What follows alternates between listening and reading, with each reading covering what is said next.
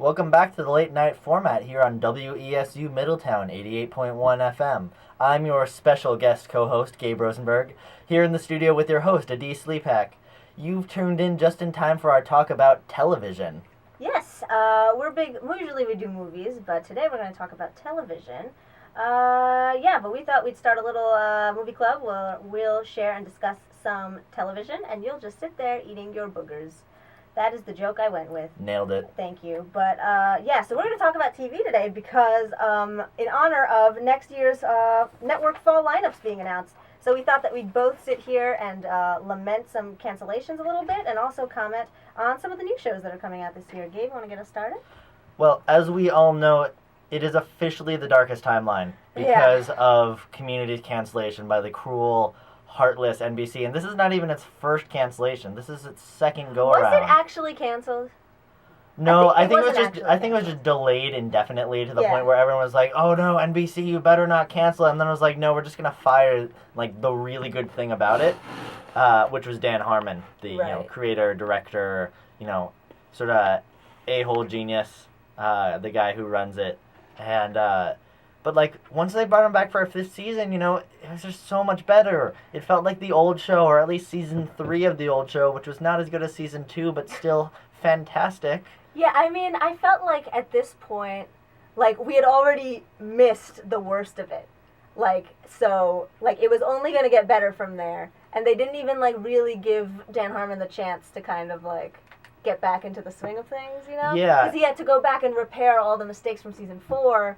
And then also kind of drive the show forward. It was at this point, I remember watching the Paley, the Media Center panel about it, and they were at this point, if we don't get a 6th season, we're going to be really surprised. That's the weirdest thing that could happen at this point with the trajectory of the show.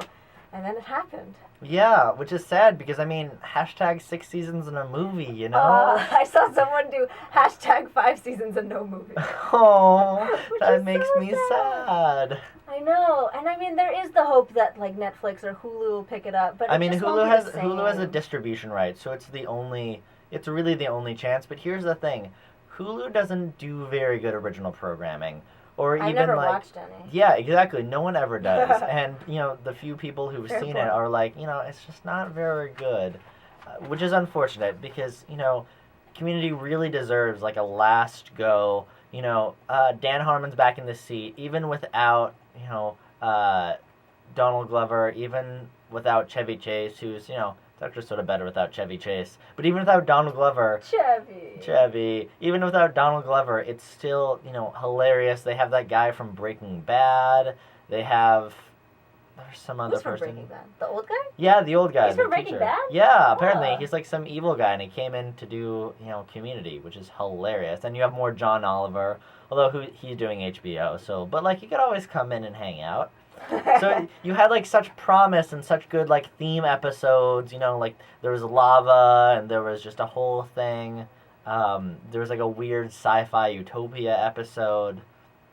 It just would have all come together. And it's unfortunate that it's just not getting the same, placement and same ability to wrap itself up on its own terms NBC's giving to Parks and Rec, which will have its final season this fall and will be amazingly brilliant. And it's always best when everyone knows that a show is ending, because it's rude how they kept being with Community oh, it might end, it might not, we don't know, figure it out. So they've had to write essentially for 5 season finales that could be they've written finales. 4 season finales, and the end of season 5 had a wink and a nod to well, if you don't see us next year, then that's because of a big nuclear explosion.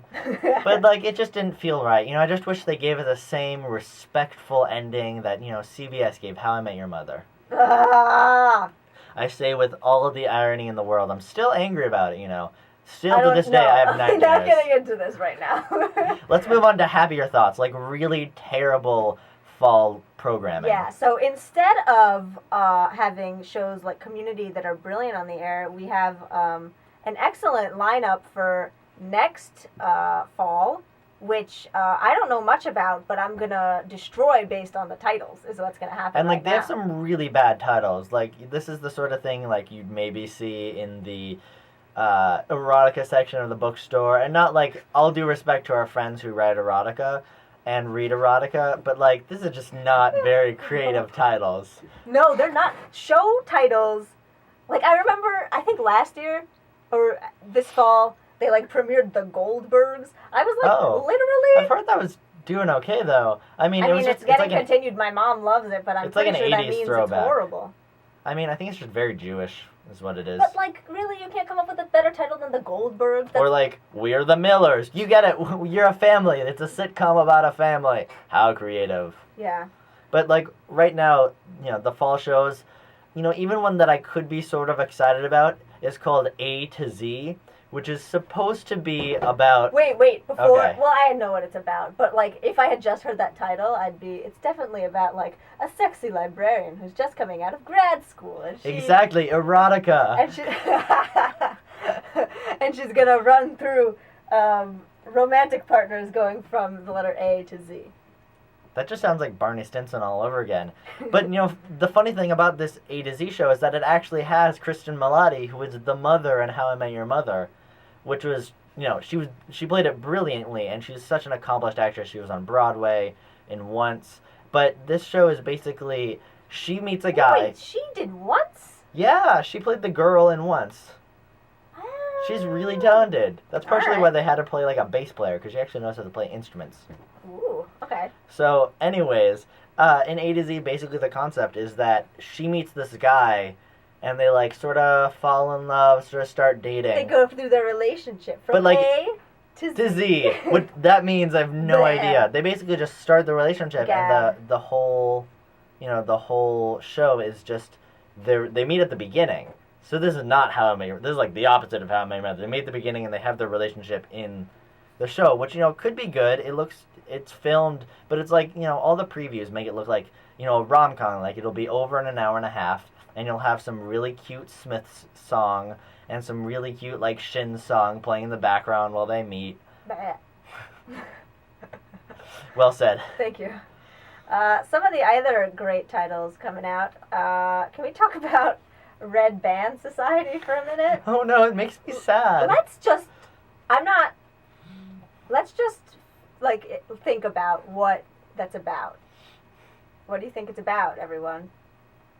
This is where you yell at the radio and I say, no, it's not about Nazis. But man, I'd sort of watch that, you know? If it was about Nazis. Wait, what if it was like a sitcom? Oh my god, a Nazi. Wait, a Nazi sitcom. Oh, Fiora. You're hilarious. Stop trying to pick up that girl, Eva. She's way out of your league. He's a fascist ruler, and she's a Jew. Let's see what happens. What'll they do? Did you have that planned out? No! Damn, that was a really good improv. Oh, gee, thanks. I'm bowing now because that's productive for radio.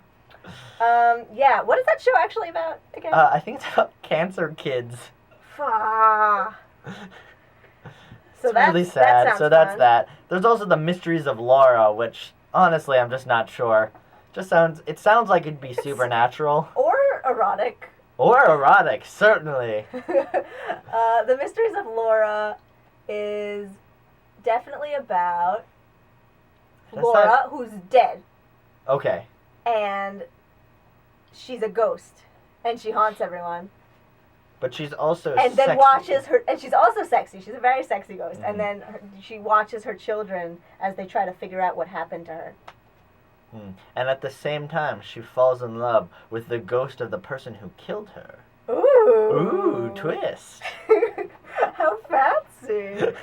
What else do we have here? We have something called Bad Judge. Definitely really creative.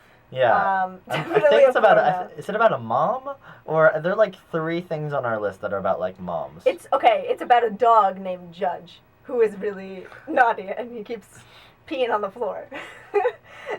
And it just ends with the entire family going, Judge! Oh, you. Oh, Führer. Da da da da da da da da da. Judge! I'm not as good as improv at you. I'm not as good at improv as you. That's the order of the words I was going for right there. I got it. I figured it out. because I'm just so quick on my feet.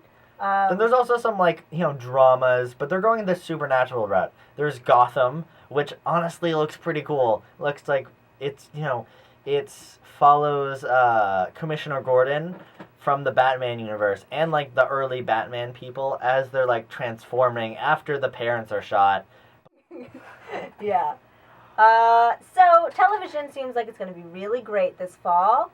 Honestly, it sort of doesn't, but honestly, I don't care. Because as long as Parks and Rec is there, the new season of Key and Peele, I don't think I watch any more television.